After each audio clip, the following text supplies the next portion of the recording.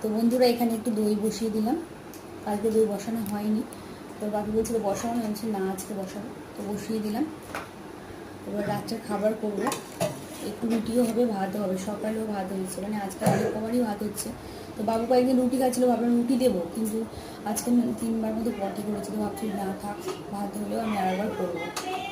তো তার জন্য ভাত করবো আর একটু রুটি করবো, আবার একটু সবজিও করবো। আর লাউ নিয়ে এসেছিলো বাজার থেকে, তো ভাবছি এই লাউটা আলু দিয়ে তরকারি করি আর রুটি করি, আর বাবুর তো মাছের তরকারি আছে।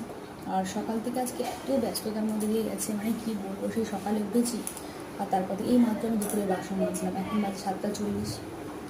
মানে কি, মানে খুবই খিচিমিচি, কারণ ওখানে মিস্ত্রি হয়েছে, বাবা মা নেই। বাবা থাকলে আমাকে এত দিক মানে দেখতে হয় না, মানে যাই চায় দুবার মানে চা দিয়ে চলে আসি। তো সেখানে ধরো মাল আসছে, যাওয়া এ করো, বাপিও আছে, বাড়িতে ছিল না, মানে প্রচণ্ড মানে খিচিমিচি গেছে আজকে, আর কি বলবো। তার মধ্যে বাজারে গিয়েছি বাবুর জন্য একটু কাঁচা কলা জল তো মাছ আনার জন্য। তো যাই হোক, এখন রাত্রে খাবারটা করলে তারপর ধরো কমপ্লিট হবে, তো দেখি কত তাড়াতাড়ি করতে পারি, পরে আবার দেখা হবে। তো লাউটা কেটে নিয়ে তরকারি বসিয়ে দেবো, আর একদিকে কুকারে ভাত বসিয়ে দেবো, দিয়ে আটাটা মাখবো।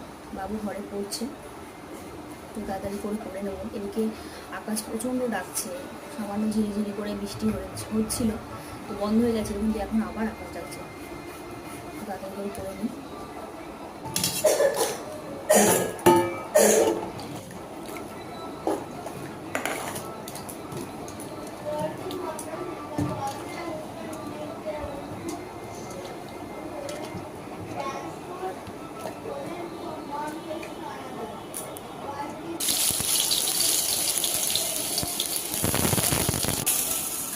তো এখানে আমি তরকারিটা বসিয়ে দিলাম, আর এদিকে একটু চাল বের করে নিলাম, এটা ধুয়ে নেবো, নিয়ে বসিয়ে দেবো।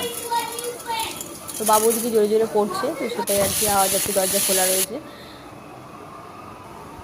তো আটাটা ঘরে একটু বসে মেখবো, ভীষণ গরম, তাই জন্য ঘরে বসে একটু মেখে নিলাম আটাটা, রুটি কটা ভাজবো, আর সবজিটা নামিয়ে নিলে হয়ে যাবে।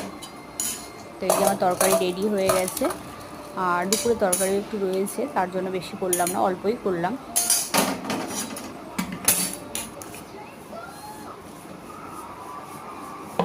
তো দাঁড়িয়ে দাঁড়িয়ে এখন রুটি করতে করতে না অভ্যাস হয়ে গেছে, আগে বসেই করতাম, তারপরে করতাম। তো যাই হোক, রুটিগুলো একটা একটা করে আমি ভেজে নিলাম, আর এখানে ভাত হয়ে গেছে। তো রান্নাবান্না পুরো কমপ্লিট, পুরো ঘেমে ভিজে গেছে, এতটা গরম লাগছে, আর বাইরে প্রচণ্ড এখন থাকছে, বৃষ্টি তো হচ্ছে না। তো ভালো করে ভাতটা ধুয়ে ফেলবো একটু, দিয়ে তারপরে